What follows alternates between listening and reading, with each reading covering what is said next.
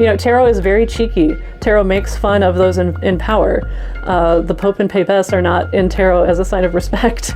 Hey, this is Ina from Taproot Tarot, and not too long ago I made a pretty interesting observation that I wanted to share, especially now that one of the people who inspired that observation has gotten the deck that I made the observation about. So let's get started on explaining this to you. A while ago, Desiree mentioned her Sola Busca tarot and asked if anyone would want to see a walkthrough, and I commented, sure, I would love to see a walkthrough. And sometime later she was so kind to do a walkthrough of her Sola Busca tarot. She has the Lo Scarabeo Museum quality one and tagged me in it, and it's a really interesting deck. And just, you know, I hadn't really looked that closely at it prior to that, and just in watching that video a bunch of thoughts occurred to me. You know, it helped me maybe even understand a different deck.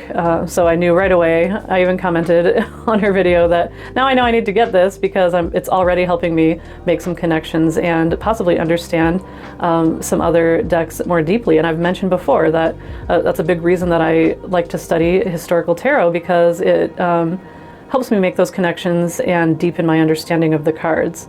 And if you go back to my very first video, I talk about that in some detail. That's probably one of my favorite videos. It doesn't have a lot of views, so if you haven't checked it out, I will link it in the description. So I want to start with a little bit of background information, and it's another video that I will link below. I'll link Desiree's as well. She does a beautiful walkthrough of the Sola Busca. And it reminded me of a video that I watched from El Bateleur, and if you are interested in tarot history, you've got to follow El Bateleur. He'll take you to the library and check out some books and look into tarot history with you, and it's a really great channel. I really love it. And he had a video about El Camino de Santiago, or the Road to Santiago. It's a pilgrimage route, and I happen to be familiar with it because it's also a backpacking destination, and I have followed some backpackers on YouTube. Traditionally though, it's a route for pilgrims to take in honor of St. James. Now St. James is depicted as walking with a staff with empty gourds for carrying water, and that was typical throughout the continent for pilgrims to carry water in dried hollow gourds hanging from a staff. So when he showed that imagery, it reminded me of the Fool in Minchiate, Etruria. This card tends to be confusing because even I have this is the Il Manigello version of the deck, but I have this one by Debray. It's an American company. It's the Etruria art, but with brighter colors. And in the guidebook, it describes the Fool as playing with children. And I just really don't think that's what's happening in this card. Now, I know we have different interpretations of facial expressions now, and they weren't as smiley in older art styles, but this does not look like he's playing with kids. It does look like he's carrying a staff with gourds full of water. And so El Bateleur's video is about the possibility that the bundle pictured on the Fool card was originally one of these gourds. And of course there are also images contemporary that do include bundles, so that's up for debate.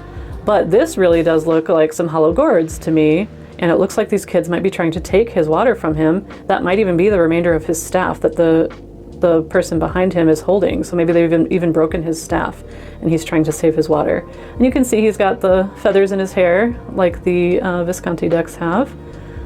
And that reminded me of one of the more controversial images in the Sola Busca. So this is an upsetting image. Be warned, this is a card from the Sola Busca, and that is a fire. And it's not pleasant what's happening in this card. Now it is labeled as Nero. There are all sorts of esoteric hypotheses about this deck because the imagery is so strange, but none of those are substantiated. And in my view, the cards are pretty well labeled and the art history is pretty solid to be able to interpret mostly what's going on. And this is labeled, this is Nero. It's labeled Nerone, but when I saw this, I recognized right away that this is Nero, who is a villain in ancient Roman history for allowing Rome to burn. So there was an infamous fire in which Rome burned, and There are rumors that Nero even started the fire, but at the very least he used it for political gain and manipulation. So when I saw this, you know, some people will see this and think this is some kind of a magical rite or something where sacrifice is happening. But I thought, you know, obviously this is Nero allowing Rome to burn, or maybe even causing Rome to burn. And who is a baby that we associate with Rome? Well, Romulus, of course, is often depicted.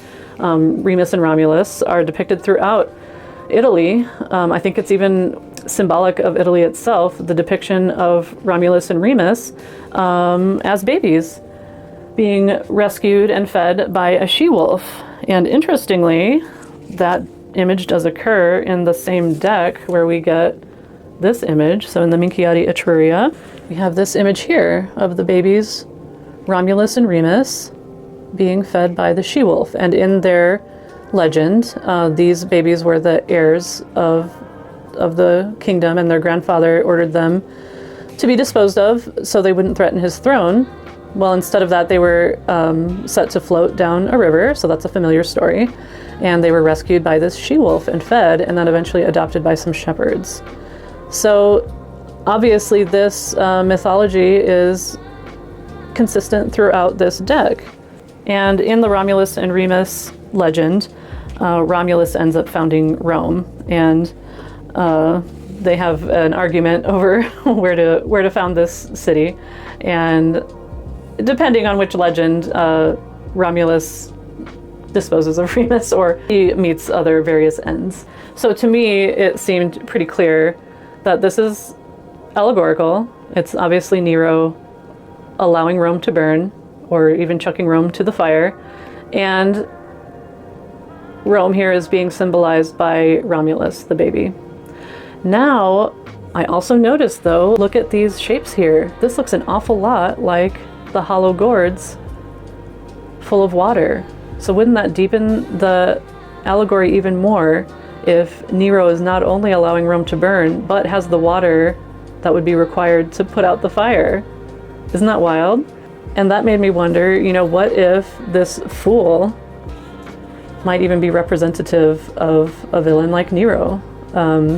Nero obviously would have gone down in Renaissance Italian thought as a villain, as someone to be looked down upon or derided. So maybe in order, you know, tarot is very cheeky. Tarot makes fun of those in power. The Pope and Papess are not in tarot as a sign of respect. It's to make fun of those in power. And so maybe this is Nero here being depicted as the fool. And who could this be but possibly Romulus and Remus trying to steal his water? Wouldn't that be interesting? So that's kind of way out there. I don't know if that's really true, but it's a possibility, and I thought it was kind of cool. And to further solidify that point, the pilgrim's gourd is very clearly depicted later on in the Sola Busca, in the sword suit. So if you look at the pilgrim's gourd images, this is very representative. And so I guess my point, you know, showing that the different cards throughout the same deck seem to be pointing to similar allegories, imagery that points to similar mythology, I suppose. And of course, each of these cards all represent many different things. So there could be layers and layers of meaning that are all true. So maybe one of the representations of this fool is as Nero trying to keep the water from Remus and Romulus. So I just thought that was a cool little musing that you might find interesting. I do obviously now have a Sola Busca deck. Llewellyn has a 35% off sale multiple times a year, and they happen to have one going on when Desiree posted that walkthrough. And so I took advantage of that. If you aren't on Llewellyn's mailing list, I suggest getting on it because they carry all of Lo Scarabeo products as well. So I've got the Sola Busca deck, and we'll definitely be making more of a study of it. But that was just a little musing that I had that I thought might be fun to share. And especially now that El Bachelor has gotten himself a copy of the Sola Busca, I would be interested in his thoughts as well if he happens to watch this video. So I'll definitely be tagging him. And for everyone watching, definitely follow El Bachelor if you're interested in tarot history. So thank you so much for watching this musing today and hearing my thoughts. You have a good day, and I will talk to you next time. Bye.